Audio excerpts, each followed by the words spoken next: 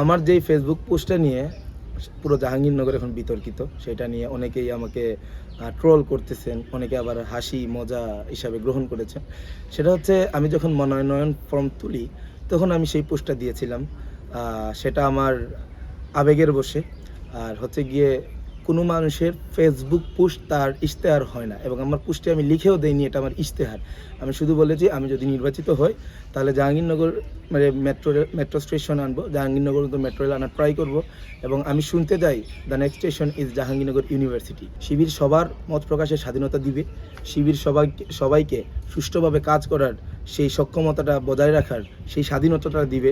শিবির কখনো সাংস্কৃতিক আমাদের জাহাঙ্গীরনগর যে কৃষ্টি কালচার, সাংস্কৃতিক স্বকীয়তা, এগুলোর উপর তার প্রভাব বিস্তার করতে চাইবেন। আমি রুহুল ইসলাম, পড়াশোনা করছি জাহাঙ্গীরনগর বিশ্ববিদ্যালয়ের নাটক ও নাট্যতত্ত্ব বিভাগে, তৃতীয় বর্ষের একজন শিক্ষার্থী। বর্তমানে আমি জাকসু নাট্য সম্পাদক হিসেবে নির্বাচিত হয়েছি। এক ভোটে জিতেছি, তাই অনেকে আসলে বিষয়টা ভাবতেছেন যে আমি এক ভোটে জিতেছি, এইখানে ইগিমি আপু এবং আমার মাঝে যেই প্রতিদ্বন্দ্বিতা হয়েছে, আচ্ছা আমি যে এক ভোটে জিতেছি এটার মানে এটা দাঁড়ায় যে আমাদের মাঝে একটা স্পষ্ট প্রতিদ্বন্দ্বিতা লক্ষ্য হয়েছে, এবং এইখানে একটা সুষ্ঠু নিরপেক্ষ নির্বাচন হয়েছে, সেইটা আসলে প্রমাণ করে যে সবাই স্বতঃস্ফূর্তভাবে অংশগ্রহণ করেছে এবং তাদের যোগ্য ব্যক্তিত্বকে বরণ করে নেওয়ার জন্য তারা ভোট দিয়েছে। এবং সেই ভোটটা আমার দিকে একটা ভোট বেশি এসেছে, তাই আমি হয়তো নির্বাচিত হয়েছি। এবং এই এক ভোট হোক আর 100 ভোট হোক বা 1000 ভোট হোক, মানে বিজয়ী সেই হবে যার দিকে সংখ্যাগরিষ্ঠ মানুষের ভোট থাকবে। সেই হিসাবে আমি ইগমিয়াপুর থেকে এক ভোটে এগিয়ে আছি। সেই হিসাবে আমি প্রতিনিধি হিসেবে নাট্য সম্পাদকের প্রতিনিধিত্ব করব। কিন্তু আমার ভবিষ্যতে যে কোনো কাজকর্ম সব কিছুতে আমি ইগিমি আপুকে পাশে পাবো, সেই প্রত্যাশা আমি রাখি। এবং ইগিমি আপুর সাথে ইগিমি আপু আমার ডিপার্টমেন্টের বড় আপু, 48 ব্যাচের, ওনার সাথে আমার অনেক ভালো সম্পর্ক। আমি ভবিষ্যতে যে কোনো কাজ করলে ইনশাল্লাহ আপুর সাথে সমন্বয় করেই ট্রাই করব, এবং আপুকে পাশে নিয়ে এই সব কাজ করতে চাই। আমার যেই ফেসবুক পোস্টটা নিয়ে পুরো জাহাঙ্গীরনগর এখন বিতর্কিত, সেটা নিয়ে অনেকেই আমাকে ট্রোল করতেছেন, অনেকে আবার হাসি মজা হিসাবে গ্রহণ করেছেন। সেটা হচ্ছে আমি যখন মনোনয়ন ফর্ম তুলি, তখন আমি সেই পোস্টটা দিয়েছিলাম। সেটা আমার আবেগের বশে। আর হচ্ছে গিয়ে কোনো মানুষের ফেসবুক পোস্ট তার ইশতেহার হয় না, এবং আমার পোস্টে আমি লিখেও দেইনি এটা আমার ইশতেহার। আমি শুধু বলেছি আমি যদি নির্বাচিত হই তাহলে জাহাঙ্গীরনগর মানে মেট্রো স্টেশন আনবো, জাহাঙ্গীরনগর তো মেট্রো রেল আনার ট্রাই করব। এবং আমি শুনতে যাই the next station is Jahangirnagar university. মানে এইটা আমার একটা ড্রিম। সবাই শুধু পোস্টার স্ক্রিনশট নিয়ে রাখছে, কিন্তু এই পোস্টের নিচে যে কমেন্টগুলো আছে সেইটা হয়তো আর কেউ পড়েনি, ওইটা স্ক্রিনশট নেয়নি। ওইখানে আমার ডিপার্টমেন্টেরই এক সিনিয়র ভাই, উনি কমেন্ট করেছিলেন যে নাট্য সম্পাদক হয়ে তো মেট্রো রেল আনার এখতিয়ার রাখো না। তখন আমি ওইখানেই কমেন্ট করছি, আমি সেটা খুব ভালো করেই জানি। এটা হচ্ছে আমি এখানে বাইকে স্পষ্ট করে কমেন্টে লিখে দিয়েছি যে এটা আমার একটা স্বপ্ন, আর এই স্বপ্ন বাস্তবায়নের জন্য আমার যা কিছু করা লাগে আমি সেটা করব, একটা নাট্য সম্পাদক হিসেবে নয়। আর মেট্রো রেল আনার জন্য আমি ব্যক্তি হিসেবে আমার কাজ করেই যাব। নাট্য সম্পাদক হিসেবে হয়তো সেটার এটা মানে এফেক্ট থাকতে পারে, আমার গ্রহণযোগ্যতা কিছুটা হলেও বৃদ্ধি পেতে পারে, মানুষের মাঝে হোক বা দায়িত্বশীল মানুষের মাঝে হোক, সেটার মাধ্যমে হোক আমি ট্রাই করব। এবং আমার প্যানেল, আমার জাকসু, আমার বিশ্ববিদ্যালয়ের প্রশাসন, সবাইকে নিয়েই আমি ট্রাই করব, সমন্বয় করে কাজ করার চেষ্টা করব। প্রতিশ্রুত কোনো কিছু পূরণ করতে পারবো না কেন, এটা না পারার কি আছে? আমার যে প্রতিশ্রুতি কথা ছিল, আমার যে ইশতেহার ছিল, সেটা আমার পোস্টারের নিচেই দেওয়া ছিল। সেই ইশতেহারগুলো হচ্ছে আমি জাহাঙ্গীরনগরে একটি নাট্য সংগ্রহশালা তৈরি করব, এবং আমি সেটা করব। আমার প্রতিশ্রুতি ছিল এই যে পেছনে মুক্ত মঞ্চ আছে, সেই মুক্ত মঞ্চটা আমি সংস্কার করব, সেটা আমি করব ইনশাল্লাহ।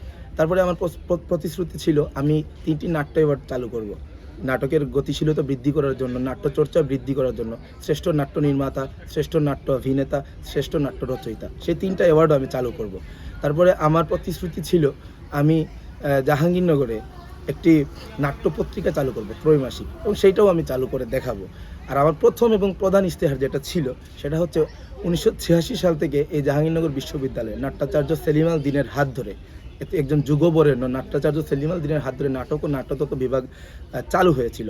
এছাড়াও জাহাঙ্গীরনগরে একাধিক নাট্য সংগঠন ও সাংস্কৃতিক সংগঠন রয়েছে। তো সেই জায়গা থেকে আসলে নাটকের যে একটা গভীর গ্রাউন্ড দরকার, কাজ করার জন্য একটা সুষ্ঠু প্লেস দরকার, সেই বেনিফিটটুকু আমরা আসলে পাচ্ছি না।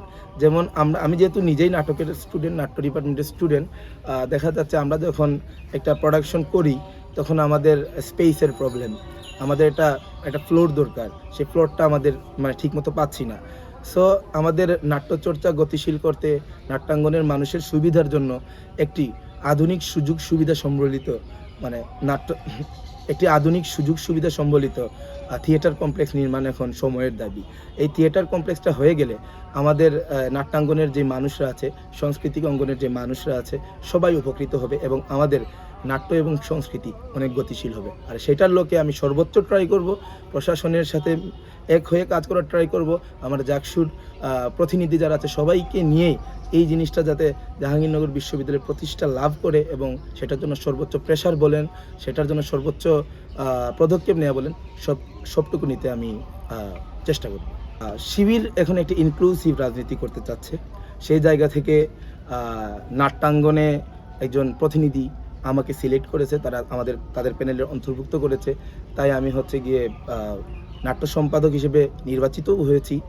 এটা দ্বারা এটা প্রমাণ হয় শিবির সবার মত প্রকাশের স্বাধীনতা দিবে, শিবির সবাইকে সুষ্ঠুভাবে কাজ করার সেই সক্ষমতাটা বজায় রাখার সেই স্বাধীনতাটা দিবে। শিবির কখনো সাংস্কৃতিক আমাদের জাহাঙ্গীরনগর যে কৃষ্টি কালচার, সাংস্কৃতিক স্বকীয়তা, এগুলোর উপর তার প্রভাব বিস্তার করতে চাইবে না। এটা দ্বারা মানে এটাই প্রমাণ হয় যে তারা নাটকও ফেভার করছে, নাটকেও তাদের একজন সম্পাদক দিয়েছে।